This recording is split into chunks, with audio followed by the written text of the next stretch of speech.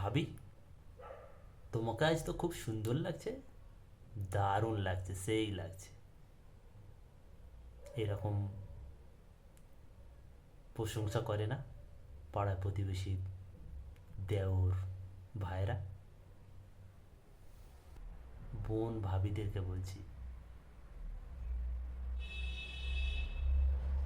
এই সমস্ত কুকুর থেকে সাবধান।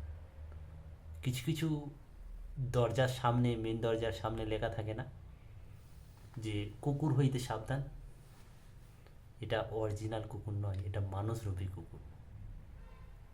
আমাদের পাড়া প্রতিবেশীতে অনেক এইরকম কুকুর আছে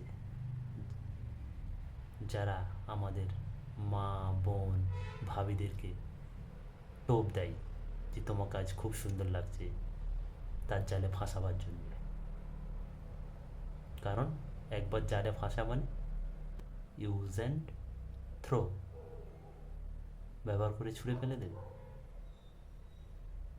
বিশেষ করে মা বোনেদেরকে বলছি, এইসব কুকুর হতে সাবধান, এদের জালে একদম ফাঁসবেন না।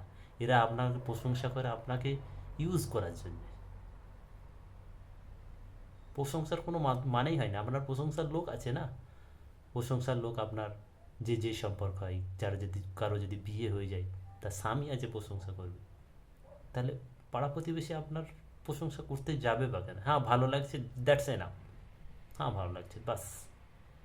এই না যে আপনার এমন প্রশংসা করবে যেটা আপনি তার প্রেমে পড়ে যাবেন। না, এইসব কুকুর হতে সাবধান।